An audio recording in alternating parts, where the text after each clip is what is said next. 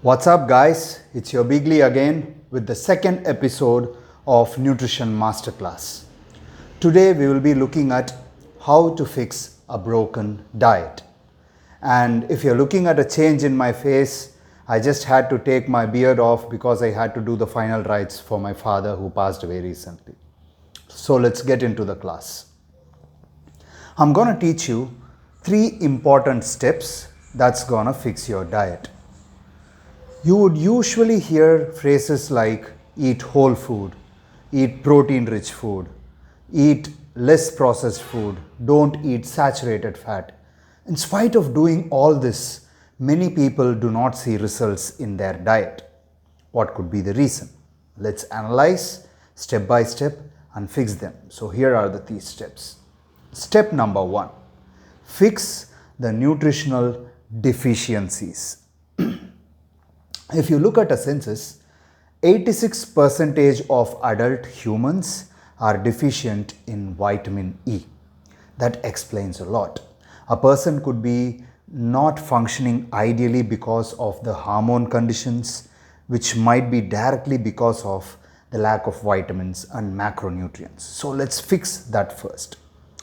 The most common deficiencies you see would be those of iodine, vitamin D, zinc, vitamin E, calcium, and the 6th one is your essential fatty acids. So how to fix them? Just make sure all these ingredients are present in your food. Okay, that's the solution. But how do we approach the solution more practically?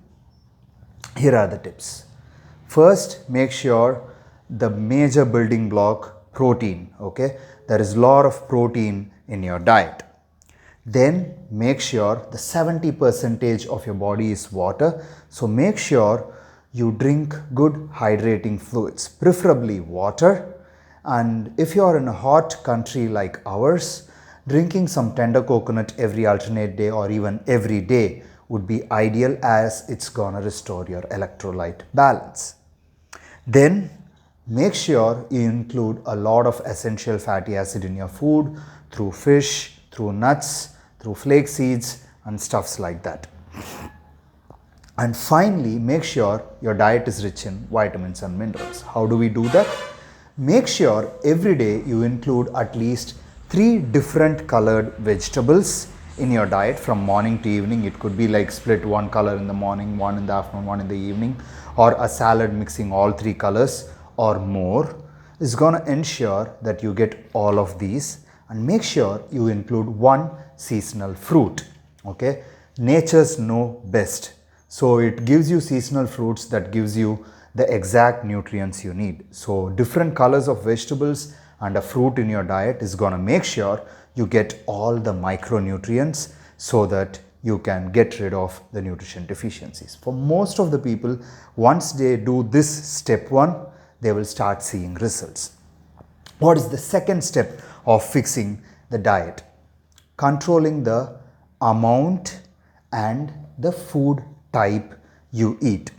Okay, so when we say amount, like everybody talks about calorie counting, but calorie counting is not a practical thing. And even if you are a genius in calorie counting, it is not the complete math, because you should understand that we do not absorb everything we eat.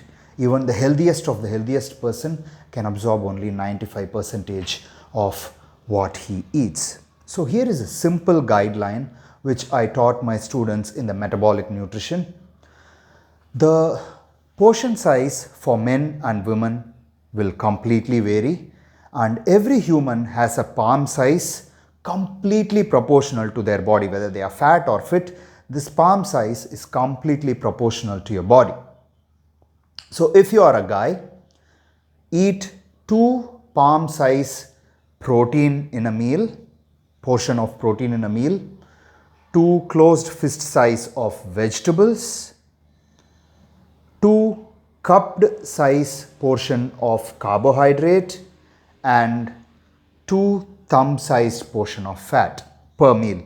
If you are a woman, it is just half. You use 1 palm size portion of protein, 1 fist size portion of vegetables, 1 cupped size of carbohydrate and 1 thumb size of fat. When you do this, you're making sure that you're getting a balanced nutrition. Okay, that takes us to step 3, which is fine tuning, because everyone's goal is different, so we need to fine tune the diet differently. Okay, so that leaves us with the first question of fine tuning: how many meals a day? If you had asked me the same question some 8 to 10 years ago, I would have said you have to eat every 2 hours, it should be small meals and stuff like that. But the nutrition science is evolving as much as we find in research. So there are people who can handle this in 4 or 5 meals, and there are people who will eat 8 meals a day.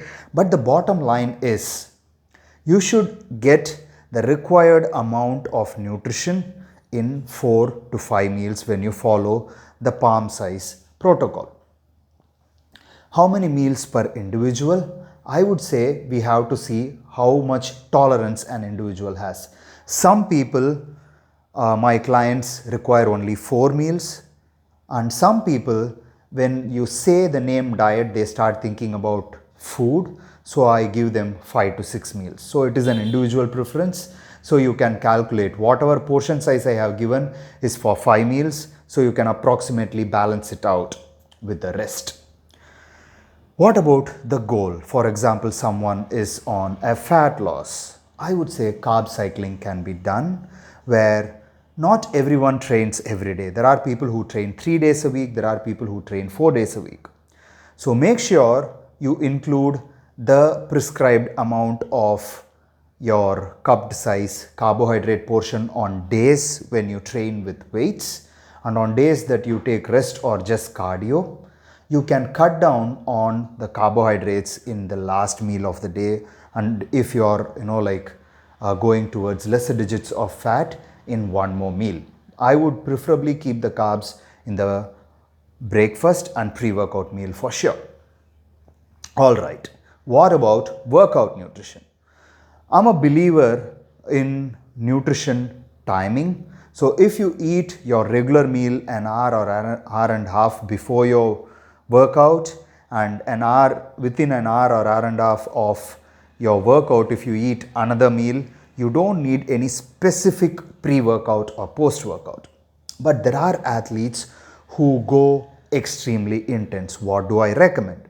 For everyone who trains, per hour you need at least a liter of water, so keep sipping water during your workout. If you are an advanced athlete training very intensely, I would say 15 to 20 grams of essential amino acids. That is a combination of all the required amino acids to make your protein, and maybe 5 to 10 grams of electrolytes, which should be a combination of iodine and sodium. Sodium and potassium, sorry. So if you have these ingredients, your workout efficiency is also gonna improve. With this, today's class comes to an end. In the next episode, we will see on how to make changes to your diet based on your body type. For today, it's your Bigly, over and out.